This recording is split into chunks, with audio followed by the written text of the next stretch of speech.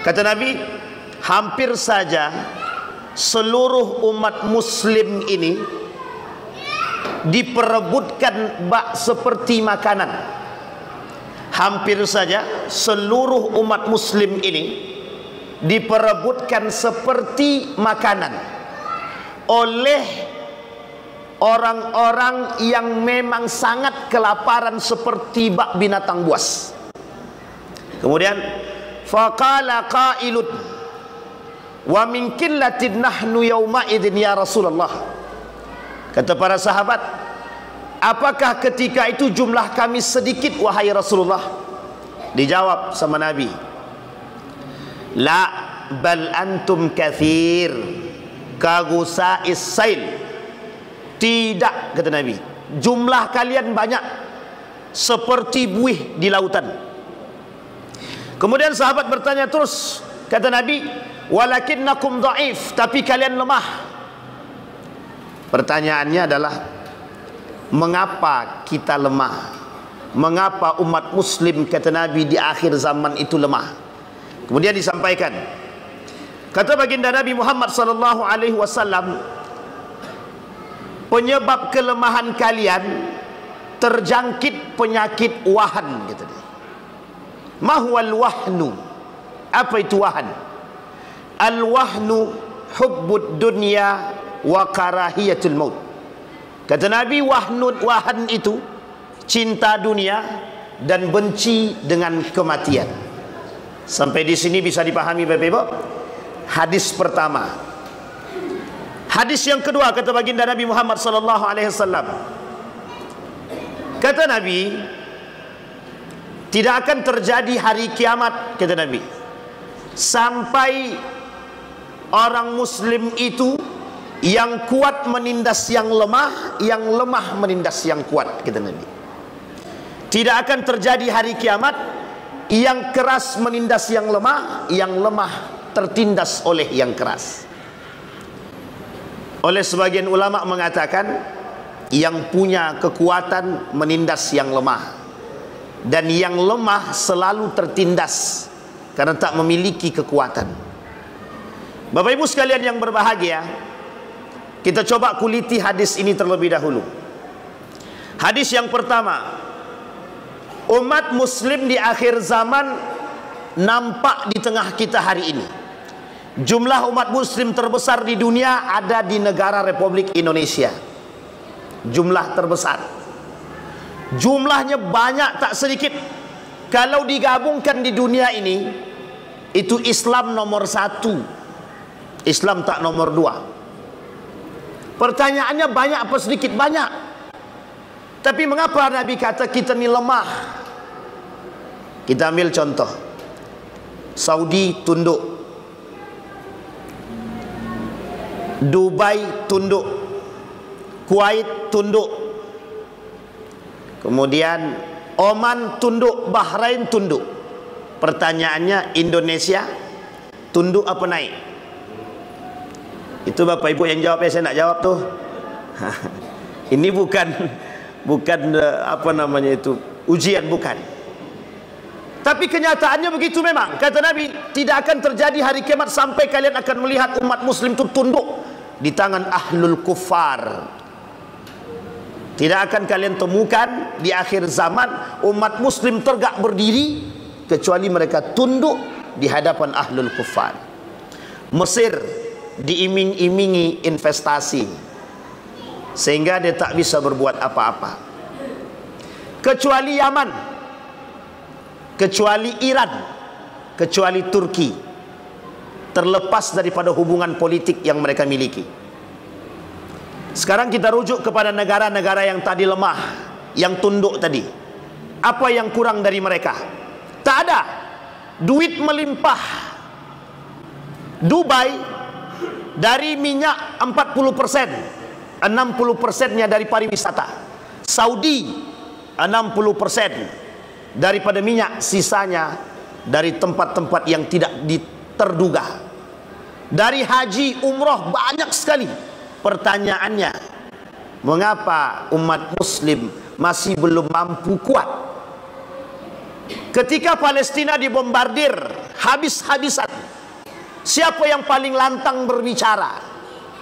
Yang paling lantang berbicara dan berani membombardir Israel, berdiri dengan gagahnya dia kata Iran. Sebagian kalangan mengatakan itu Syiah, musuh kita juga. Tapi ketika dirujuk kepada kelompok Sunni tak ada yang berani. Sekarang pertanyaannya, pilih Israel atau pilih Iran? Pilih Iran tuh. Jadi bingung kan, dilema semua dibuat nih. Kata Fahmi Salim, kedua-duanya musuh kata dia. Tapi apa kata penasehat politik Erdogan, Dr. Gomez? Kata Dr. Gomez, penasehat politik Erdogan, kita harus dukung Iran, tapi kita wajib berhati-hati dari pengaruh paham Iran. Coba bayangkan, ini bukan sentimen Pak. Jadi saya ingin kasih tahu Bapak, kemarin saya bilang hati-hati dengan Syiah, banyak yang mencaci maki saya. Bapak boleh tengok di YouTube itu, banyak sekali yang mencaci maki, hampir 6.000 komentarnya negatif semua. Sewaktu saya bela Iran, kena caci maki juga, 6.000 juga yang mencaci maki itu Pak. Rata-rata komentarnya negatif semua. Pertanyaan yang betul yang mana itu? Bela salah tak dibela salah? Sampai di sini pahami Bapak Ibu. Artinya Bapak Ibu, dari poin sini kita nampak umat muslim itu mudah sangat dipecah belah karena urusan sepele saja. Tapi itu tak sepele Ustaz, urusan akidah. Ketimbang Bapak pilih Israel, lebih munafik daripada pilih Iran. Bapak pilih Iran belum tentu munafik, Bapak pilih Israel jelas munafiknya. Kenapa kok jelas munafiknya? Kita bantu Israel. Sekarang perhatikan baik-baik. Saya ingin sampaikan kepada Bapak Ibu semua cara Inggris menghancurkan umat muslim. Ini kaitannya dengan persatuan. Inggris itu dalam revolusi Arab,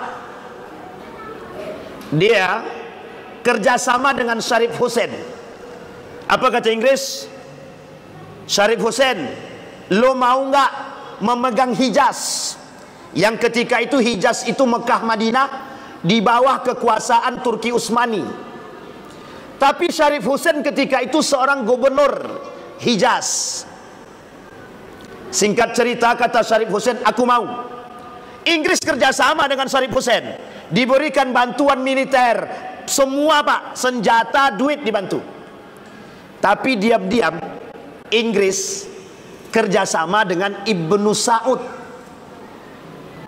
Hei Ibnu Saud, kau mau tidak pegang Hijaz yang terdiri dari Mekah dan Madinah, yang kelak menjadi pusat peradaban itu?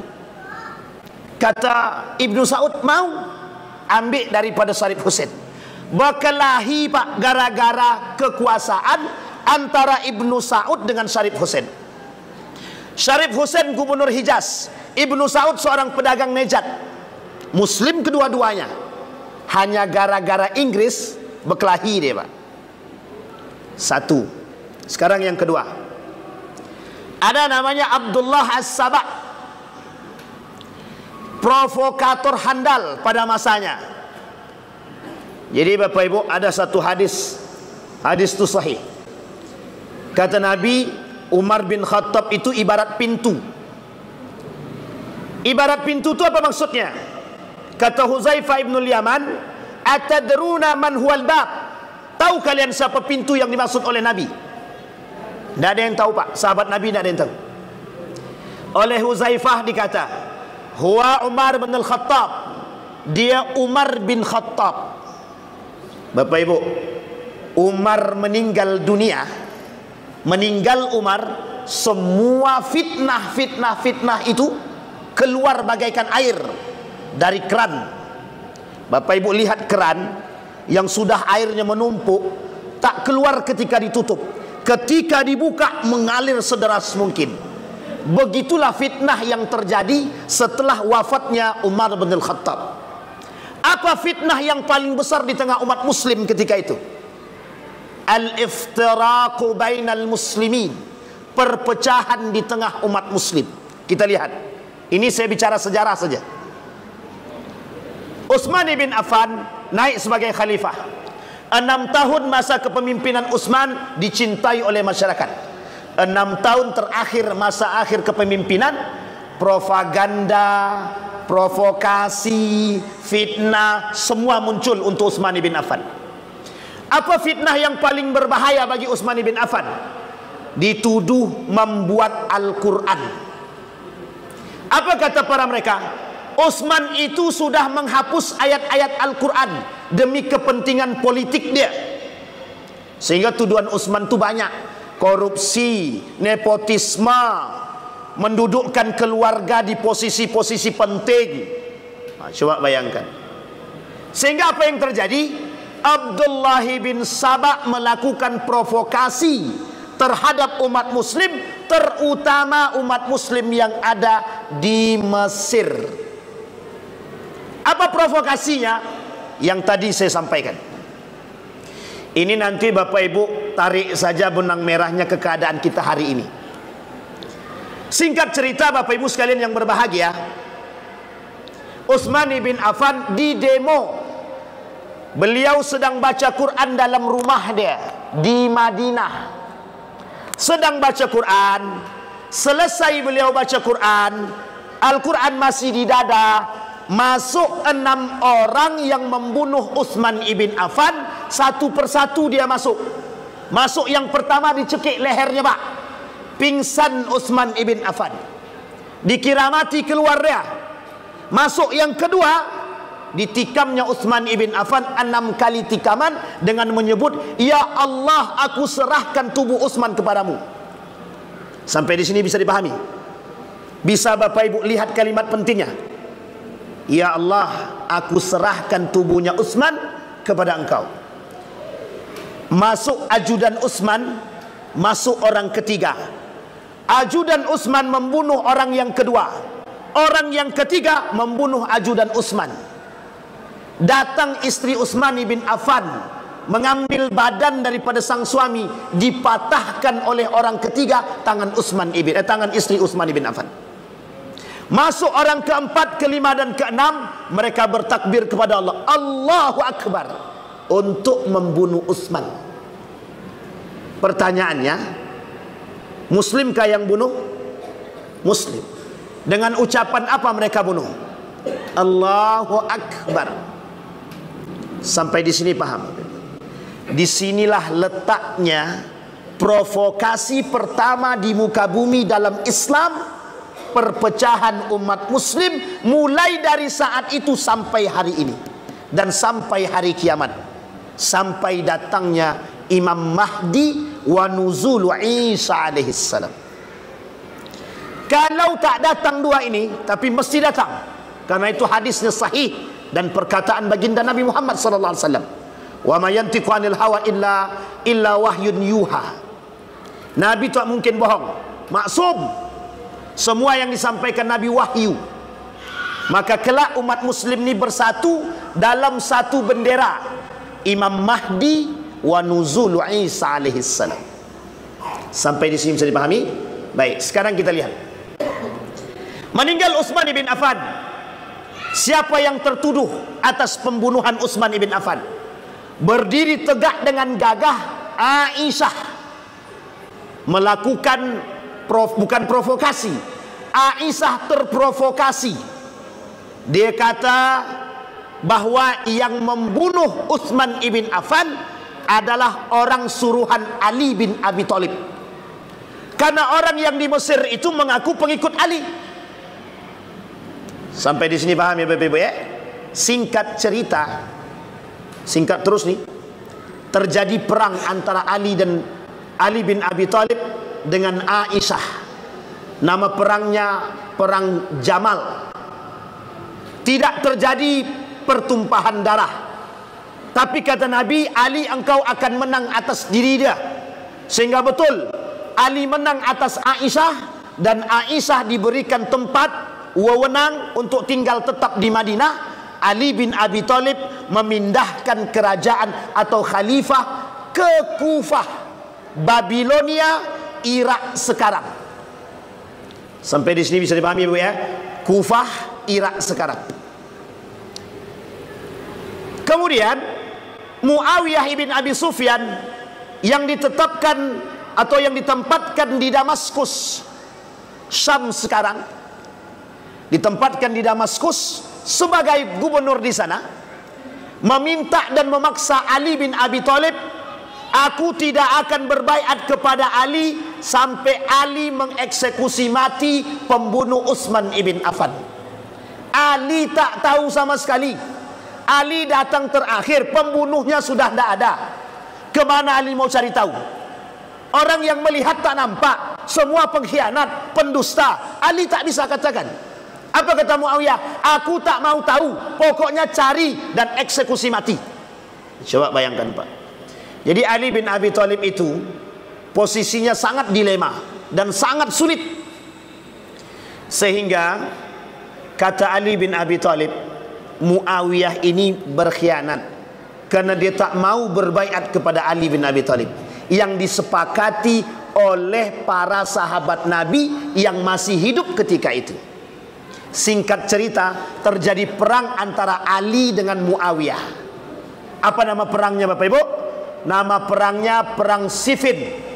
45.000 meninggal dari kalangan Muawiyah, 25.000 meninggal dari kalangan Ali bin Abi Thalib. Pertanyaannya, siapa yang menang?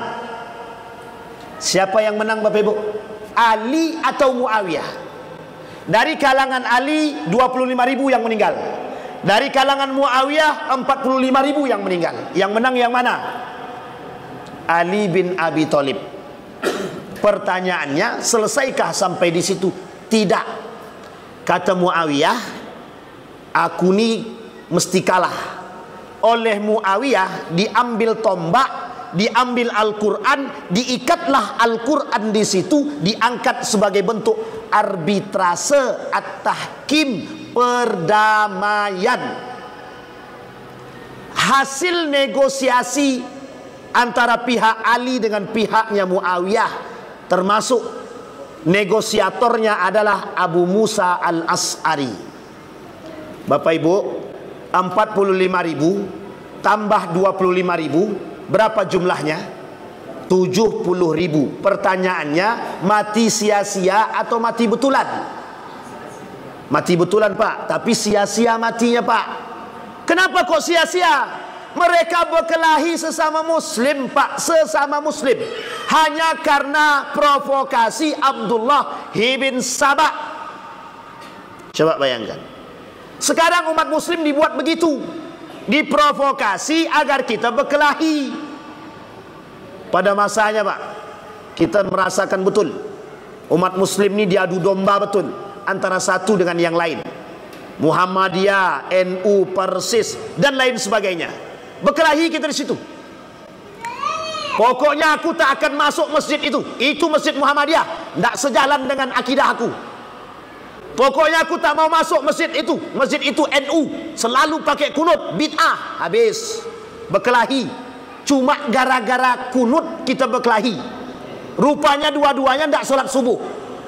Apa lebih tak parah itu lagi? Aku tak akan datang, dia ada kendurian.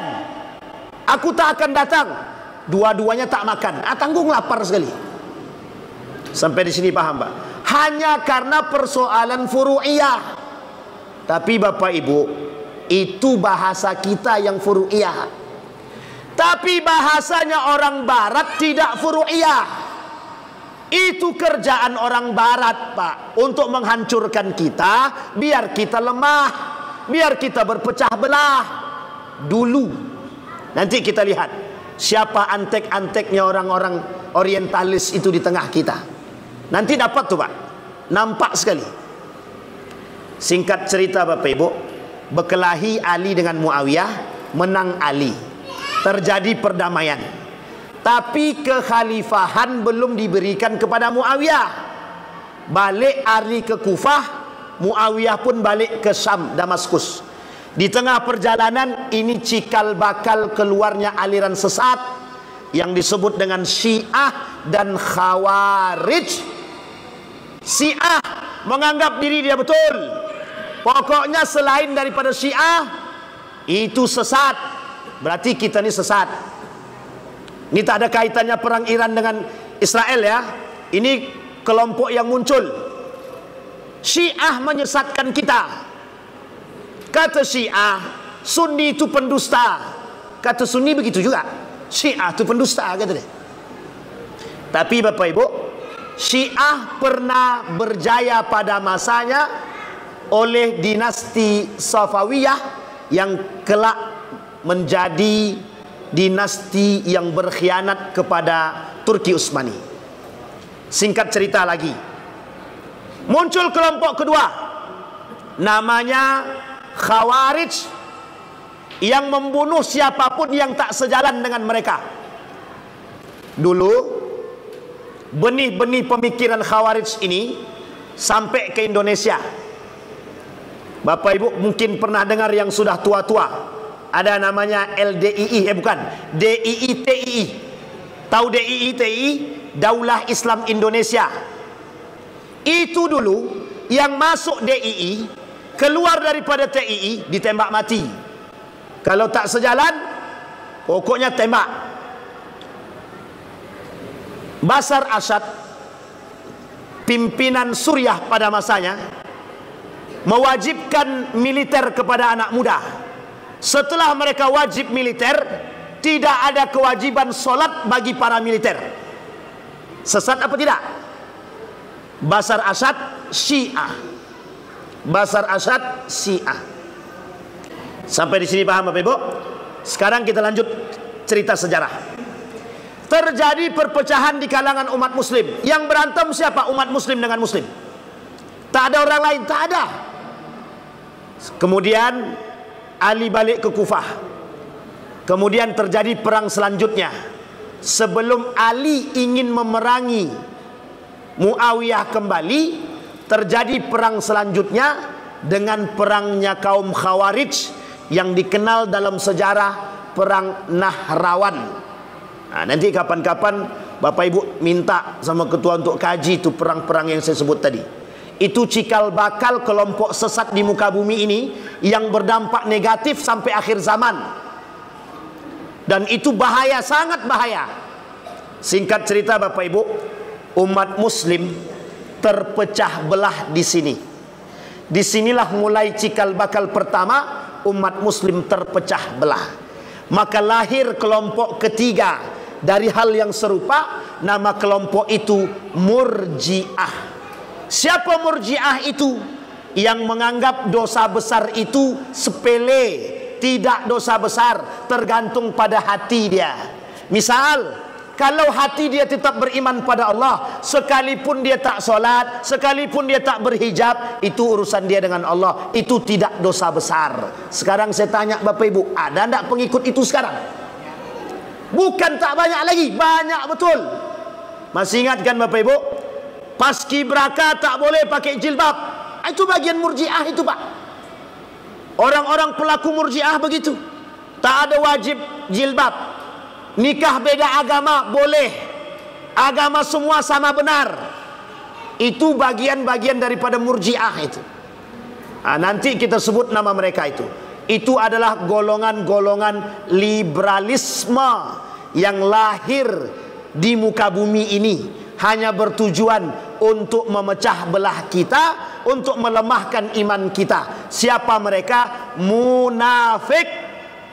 Yang kelak menjadi musuh terberat umat muslim adalah munafik. Di mana lahirnya munafik? Pada masa baginda Nabi Muhammad SAW, ketika Nabi berhijrah dari Mekah ke Madinah. Ini kaitannya dengan Muharram. Nabi di Mekah, musuh dia jelas. Siapa musuh Nabi? Kafir Quraisy. Di Madinah, Nabi kira musuh dia berkurang, rupanya tambah banyak. Yahudi satu, Nasrani satu, terakhir manusia munafik. Bapak Ibu, munafik itu berada di antara kita. Yang membuat umat muslim ini terpecah belah sesama muslim, itu orang munafik itu Pak. Muslim dia, muslim. Tapi kenapa dia pecah belah kita? Karena dia punya kepentingan. Kalau tak ada kepentingan, dia tak mau. Tapi karena ada yang diinginkan, dia mau. Sekarang kita lihat lagi. Sekarang ni kita selesaikan sejarah tadi. Kembali kepada poin tadi. Bapak Ibu sekalian yang berbahagia, saya sampaikan sistem monarki dalam Islam, sistem monarki dalam Islam, atau lebih tepatnya sistem kekerajaan dalam Islam, menghapus sistem khalifah musyawarah itu terjadi pada masa dinasti Muawiyah atau Umayyah. Dimulai oleh Muawiyah ibn Abi Sufyan yang menunjuk anaknya Yazid ibn Muawiyah menjadi khalifah, yang oleh ulama Syam Damaskus disepakati akan kefasikannya. Ini juga sejarah pertama kali dalam Islam, sejarah pertama pimpinan atau khalifah yang dikenal fasik oleh ulama setempat, namanya Yazid ibn Muawiyah. Siapa Yazid bin Muawiyah ni, Pak? Anak dari Muawiyah ibn Abi Sufyan. Siapa Muawiyah itu, Pak? Anak dari Abi Sufyan. Siapa Yazid bin Muawiyah? Anak dari Muawiyah. Yazid bin Muawiyah, Muawiyah ibn Abi Sufyan. Siapa Abu Sufyan itu? Yang masuk Islam terpaksa karena takut harta bendanya dijarah oleh Nabi dalam penaklukan kota Mekah. Sampai di sini sudah paham sejarah Bapak Ibu? Di sini cikal bakal hancur dan berkelahinya umat muslim dengan muslim.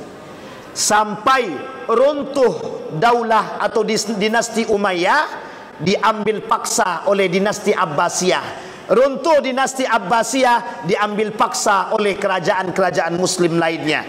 Terbangun di Andalusia yang disebut dengan Umayyah kedua, yang kelak juga habis, dihanguskan. Runtuh Andalusia disebabkan perkara dunia. Sekarang saya sampaikan Bapak Ibu, dinasti Umayyah, dinasti Abbasiyah, dinasti Turki Utsmani, Andalusia hancur dan runtuh disebabkan urusan cinta terhadap dunia. Sampai sini sudah paham Bapak Ibu? Perebutan kekuasaan, perebutan tahta, perebutan harta dan lain sebagainya terjadi pada masa semua kerajaan Islam, semua. Singkat cerita Bapak Ibu, ini singkat cerita lagi nih, kembali kepada poin sejarah tadi. Apa kata Nabi? Lemah umat Islam itu, lemah kerajaan Islam itu disebabkan cinta terhadap dunia. Maka salah satu cara untuk melemahkan umat muslim agar mudah dipecah belah lewat jalur ekonomi. Pokoknya Pak Ustadz, terserah mau Pak Ustadz suruh kami boikot produk Israel atau tidak suruh, kami tetap menjalankan karena orang Israel yang kasih kami makan. Mau tak mau Pak? Nabi Muhammad SAW pernah dilecehkan di Prancis oleh Charles Hebdo. Apa kata Charles Hebdo? Tuh Muhammad, tukang zina, porno dan lain sebagainya. Ditembak mati Pak oleh orang muslim. Apa jawaban sebagian besar umat muslim? Jangan ikut campur, biarkan saja mereka begitu, itu haknya dia. Islam dicaci, Islam dimaki, Al-Quran dihabisi, Nabi dihina, kita cuma bisa diam. Kenapa kita bisa diam? Karena ada yang mendukung mereka. Siapa yang mendukung mereka? Umat muslim. Siapa mereka? Yang dibiayai, yang dibayar. Kita membela mati-matian Palestina, ada saudara kita yang masih membela Israel. Siapa mereka? Yang masih membeli produk Israel dan Yahudi. Jangan tersinggung. Sekarang kita rujuk. Siapa mereka? Munafik. Yang membela mereka itu orang munafik. Yang membela ahlul kufar yang menyiksakan kita, orang munafik. Disampaikan dalam kitab Al-Wala' wal Bara'. Bahkan masuk dalam kategori kufur. Orang muslim masih membantu negara yang menyiksa umat muslim, maka dia masuk dalam kategori munafik.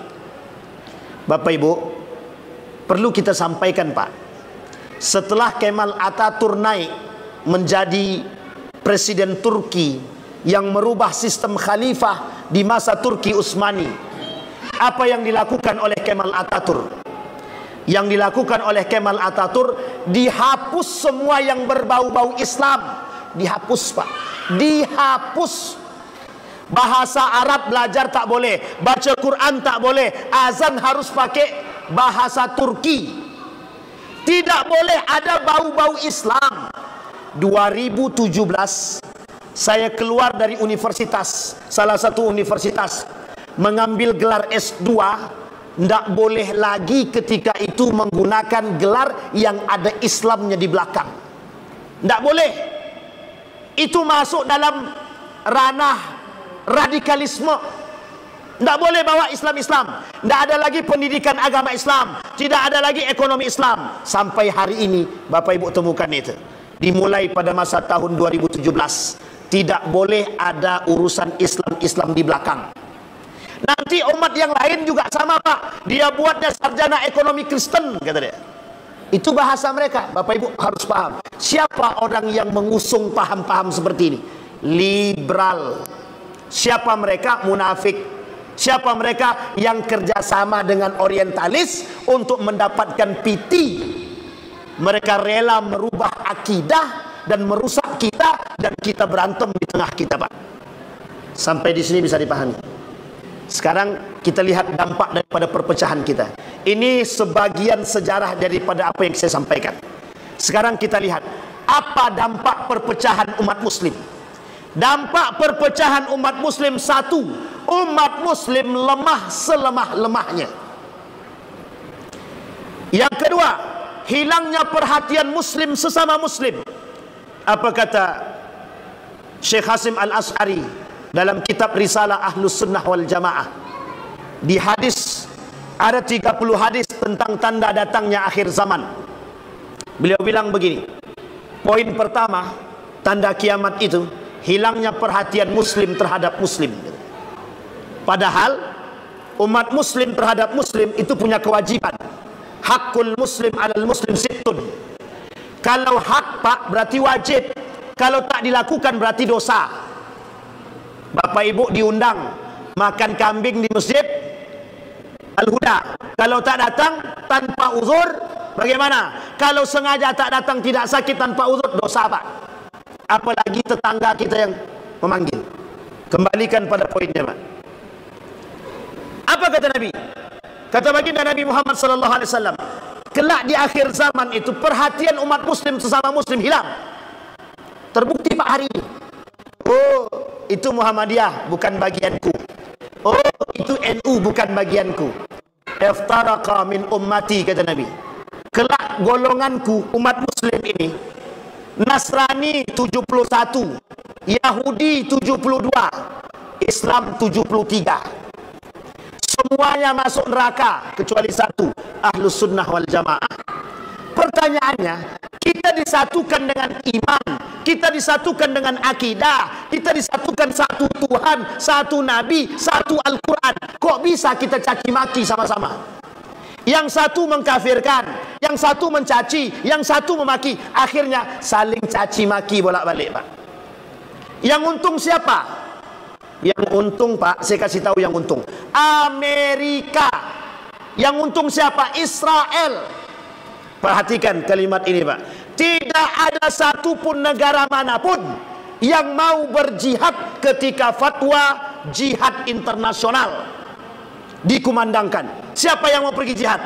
Tak ada, Pak. Apa aturan negara masing-masing? Kami melarang setiap warga kami berjihad. Dua negara pertama kali yang menolak jihad, fatwa jihad tersebut, Saudi, Mesir. Pertanyaannya, sedang mau disatukan, tiba-tiba datang yang melemahkan. Uniknya yang melemahkan orang muslim itu sendiri. Coba bayangkan, parade ingin menembus blok perbatasan Mesir dengan Israel, ingin membantu Gaza.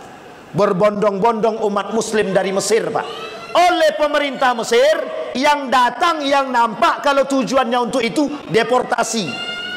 Termasuk salah satunya banyak artis-artis Indonesia yang ikut parade tersebut, dan ada juga yang dideportasi. Pertanyaannya simpel, Pak. Siapa mereka? Muslim. Mengapa mereka melarang? Apa alasan mereka melarang? Alasannya sederhana, takut rusak hubungan diplomasi. Sekarang Bapak Ibu, itu skala global yang saya sampaikan. Sekarang perhatikan skala yang paling kecil di tengah kita sekarang. Hampir setiap masjid merasakan punya masjid masing-masing. Yang satu punya masjid, jadi tak mau dia main ke masjid yang lain. Yang satu punya masjid, tak mau juga main ke tempat masjid yang lain. Ini masjid Muhammadiyah, ini masjid Salafi, ini masjid Wahabi, ini masjid NU, ini masjid Persis. Itu rumah Allah, bukan rumah kalian. Pak, perhatikan baik-baik hadis ayat ini dalam Al-Quran. Orang munafik pada masa Nabi ingin membunuh Nabi, itu serius. Jadi orang sekarang, orang kafir sekarang, orang munafik sekarang ingin menghancurkan kita juga serius. Sekarang kita perhatikan di mana letak keseriusan mereka ingin menghancurkan kita. Mereka Pak, pada masa baginda Nabi Muhammad masih hidup, dibangun masjid namanya Masjid Dirar. Tahu Bapak Ibu masjid Dirar? Diabadikan oleh Allah dalam Al-Quran. Nabi pergi perang Tabuk. Dalam perang Tabuk itu, ketika balik dari perang Tabuk, apa kata Allah sama Nabi? Nanti balik, hancurkan masjid itu. Ada masjid namanya Masjid Dirar. Tahu Bapak Ibu yang bangun siapa? Kaum munafik yang masuk Islam. Abu Ubaid bin Salul, gembongnya munafik ketika itu, masuk Islam, tujuannya ingin menghancurkan Nabi. Dibangunlah Masjid Dirar. Diminta Nabi untuk meresmikan masjid tersebut. Kalau nanti Nabi masuk masjid ini, kita bunuh. Cuma dia lupa, Nabi ini Nabi. Ada Allah. Pulang Nabi dari perang Tabuk, kemudian kata Nabi, hancurkan masjid itu. Dihancurkan Pak. 500 meter dari Masjid Kuba. Di depan Masjid Kuba, 500 meter di depannya itu ada masjid dinamakan Masjid Dirar, sudah dihancurkan.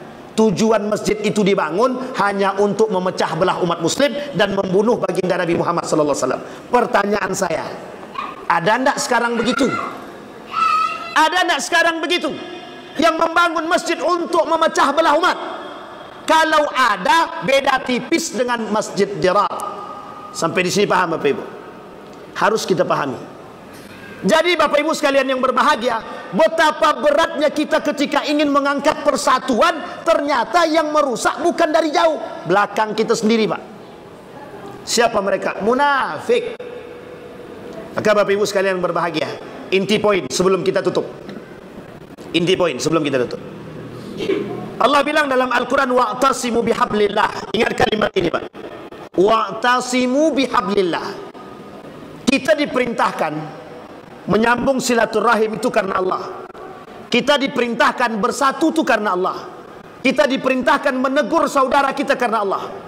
Perhatikan kalimat ini kata Nabi. Kelak di akhir zaman, la taqumus sa'ah hatta yusallimu ala man arafa wa la yusallim ala man araf man la ya'rif. Kelak akan terjadi di akhir zaman kata Nabi, orang hanya memberikan salam kepada yang dia kenal, dan yang tidak dia kenal dia tak mau salam. Oleh para ulama diterjemahkan, apa maksudnya?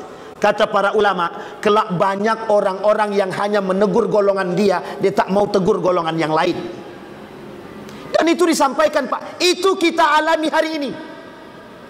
Betapa mudahnya umat muslim hari ini dipecah belah Pak, karena urusan sepele. Padahal kata Yusuf Al-Qardawi, mbok tengok baik-baik, Tuhannya sama, Nabinya sama, Al-Qurannya sama. Apa yang membuat kita berpecah belah? Perhatikan hadis Nabi. Kata Nabi, akan muncul suatu masa nanti, kata Nabi, manusia yaqra'ul Quran hatta fi unuq. Yaqra'unal Quran hatta fi unuq. Mereka cuman baca Quran cuman sampai di tenggorokan. Yang membuat kita hancur, yang merusak kita, yang mencaci maki kita, yang memecah kita, bukan hanya dari golongan luar, tapi umat muslim. Siapa mereka? Yang membaca Al-Quran cuman sampai di tenggorokan. Artinya apa? Tidak paham makna Al-Quran. Kalimat terakhir dari Nabi, sebenarnya bukan terakhir, panjang Pak, tapi saya ambil intinya aja. Kata Nabi, inna munafiqi ummati qurra. kelak di akhir zaman banyak dari umatku yang hafal Quran tapi munafik, kata dia. Jangan salahkan saya, salahkan yang ngomong. Kalau berani, mesti tak berani kan, karena yang ngomong baginda Nabi.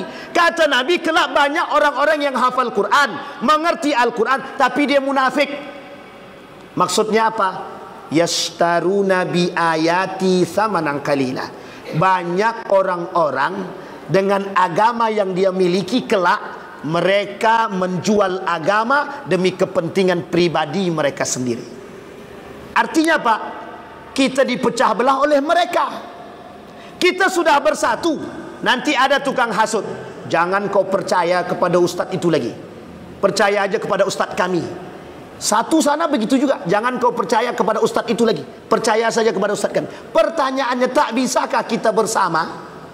Sudah jelas musuh kita Syiah, sudah jelas musuh kita orang kafir, kok mau ditambah lagi musuhnya itu?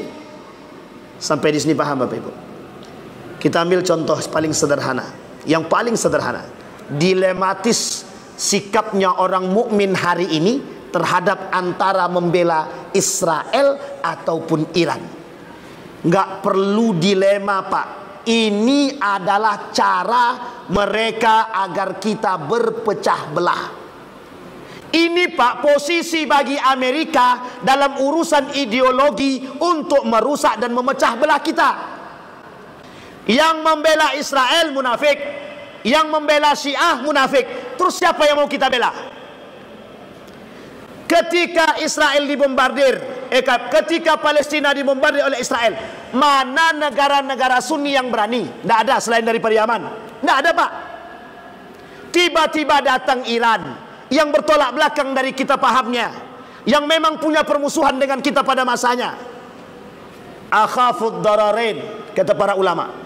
Cari yang paling kecil Pak, cari yang paling sederhana dosanya, cari yang paling kecil Pak, yang paling kecil kemaksiatannya. Kita bela Israel, jelas munafik, dia kufar, musuh kita di akhir zaman. Tapi kalau kita bela Iran, meskipun pada hakikatnya ada permusuhan, tapi kita masih satu Tuhan Pak. Syiah, Iran masih yakin bahwa Allah dan baginda Nabi Muhammad SAW, masih bersyahadat. Hanya saja ada tambahan. Ini poin penting Pak. Datang kelompok liberalisme. Apa kata liberalisme? Yang membela Iran berarti dia Syiah, itu musuh negara kita, hancurkan. Yang membela Israel, nah ini sama Pak. Jadi ini sekarang saya sampaikan namanya langsung, boleh kan? Boleh aja kan? Ini Bapak Ibu boleh cek live streaming ya, tidak apa-apa lah, biarin aja lah. Saya sebutkan namanya langsung. Muncul, sudah lama hilang, muncul lagi dia. Namanya Abu Janda. Sudah mulai memprovokasi. Apa kata dia? Felix Shaw itu pendukung Israel. Gara-gara Felix Shaw itu menolak Iran. Tapi kalau yang sebelahnya, ada orang yang menolak Israel, dituduh dia Syiah. Sama-sama musuh, kata dia. Orang-orang seperti Abu Janda inilah Pak yang disebut dengan musuh bersama kita hari ini.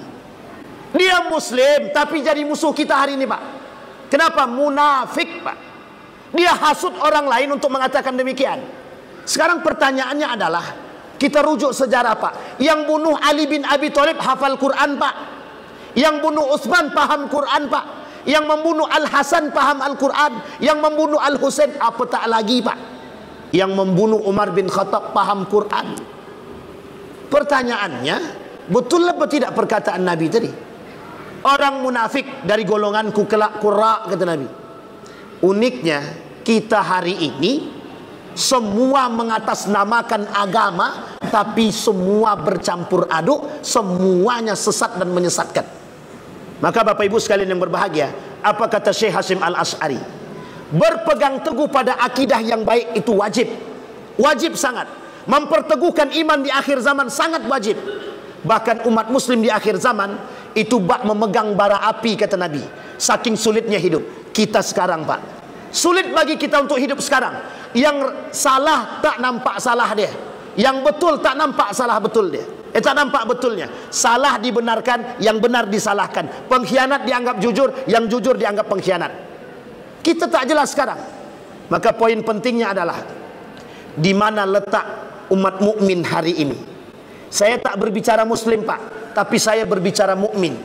Karena yang bisa kita sandarkan di akhir zaman iman, hati, dan ilmu. 3. Iman, hati, iman, ilmu, dan hati.